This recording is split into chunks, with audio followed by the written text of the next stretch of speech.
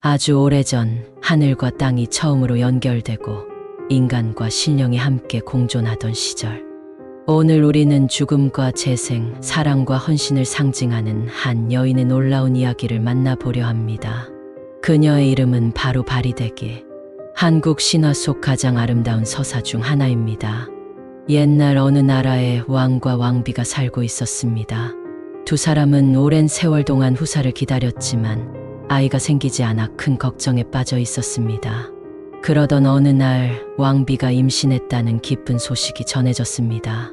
온 나라가 아들의 탄생을 축복하며 기뻐했지만 막상 태어난 아이는 딸이었습니다. 왕은 크게 실망하며 이렇게 말했습니다. 왕위를 이어받을 아들이 아닌 딸이라니 우리 가문에 무슨 소용이란 말인가? 이후 막내딸은 궁에서 쫓겨나 이름도 없이 산속에 버려졌습니다. 그녀는 이름 대신 바리대기, 즉 버려진 아이라는 불명예스러운 이름으로 불리게 되었습니다. 버려진 바리대기는 들판과 산속에서 울며 생사의 갈림길에 놓였지만 신령한 존재와 자연이 그녀를 품어주었습니다. 들판의 동물들은 그녀를 보호했고 대지에서 자라는 풀과 열매들이 그녀를 키워냈습니다. 그렇게 바리대기는 자연 속에서 생존하며 강인하고 지혜롭게 성장하게 됩니다.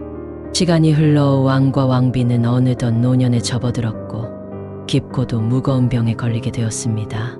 왕궁의 모든 의원들이 약과 치료법을 사용해봤지만 아무도 두 사람을 낫게 할 수 없었습니다. 왕궁은 암울한 분위기에 휩싸였고 모두가 절망에 빠져 있었습니다. 그때 궁에 찾아온 신령한 무당이 말했습니다. 저승의 약수를 가져오지 않으면 왕과 왕비의 병을 고칠 방법은 없습니다. 하지만 이 여정은 아무나 감당할 수 있는 길이 아닙니다. 오직 왕이 버렸던 막내딸만이 저승의 시험을 통과하고 약수를 가져올 수 있을 것입니다. 왕과 왕비는 큰 충격을 받았습니다.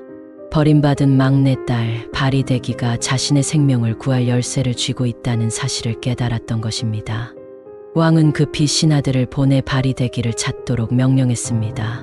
여러 날 동안 찾아다닌 끝에 자연 속에서 자란 바리대기를 찾아내 왕궁으로 데려왔습니다. 바리대기는 자신을 버린 부모를 다시 만났습니다. 부모는 눈물로 용서를 구하며 그녀에게 부탁했습니다. 우리의 목숨은 내 손에 달려있다. 저승으로 가서 약수를 가져다오. 우리가 너를 버린 죄를 속죄할 수 있는 기회를 달라. 바리대기는 깊은 고민에 빠졌습니다. 버림받았던 과거와 부모의 간절한 눈빛 사이에서 갈등했지만 그녀는 결국 운명을 받아들이기로 결심했습니다. 부모님을 구하는 것이 제 운명이라면 기꺼이 떠나겠습니다. 하지만 저승으로 향하는 여정이 얼마나 험난할지 잘 알고 있습니다.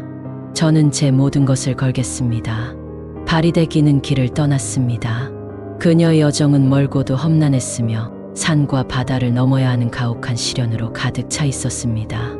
깊은 숲과 거친 바람 속에서 그녀는 혼자였지만 자신의 의지와 자연의 도움을 믿으며 앞으로 나아갔습니다. 여정 중 바리대기는 여러 신령들을 만났습니다. 이들은 약수를 얻기 위해서는 그들에게 주어진 시험을 통과해야 한다고 말했습니다. 첫 번째 시험에서 바리대기는 넓은 강을 건너야 했습니다.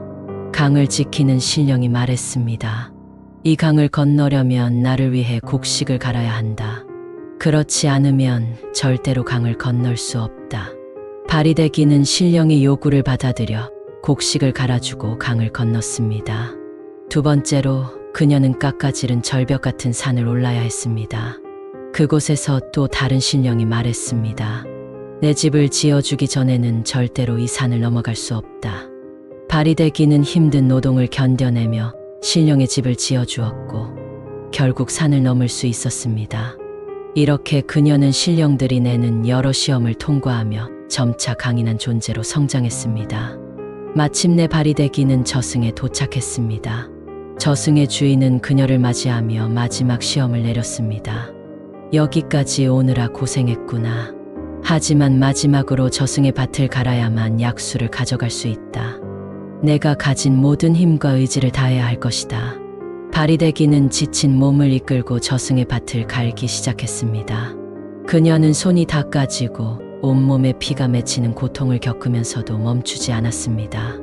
밭을 다 갈아낸 뒤 저승 주인은 약수를 그녀에게 건넸습니다.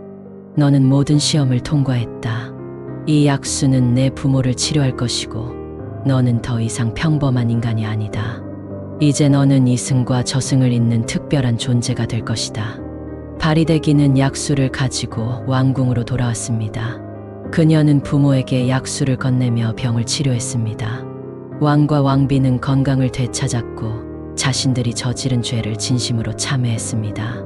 그러나 바리대기의 여정은 여기서 끝이 아니었습니다. 저승 주인의 예언대로 그녀는 더 이상 평범한 인간이 아니었습니다. 바리대기는 인간의 삶과 죽음을 연결하는 중재자가 되었고 이후로 무당들이 의식을 치를 때 그녀를 부르며 도움을 청했습니다. 바리대기의 이야기는 단순히 신화적인 영웅담이 아닙니다. 그녀는 버려진 아이에서 출발해 자신만의 운명을 개척하고 고난 속에서도 용서와 사랑을 선택하며 결국 인간과 신령 사이를 잇는 중요한 존재가 됩니다. 그녀의 이야기는 희생과 헌신, 그리고 인간의 강인함을 상징하며 오늘날에도 깊은 울림을 줍니다.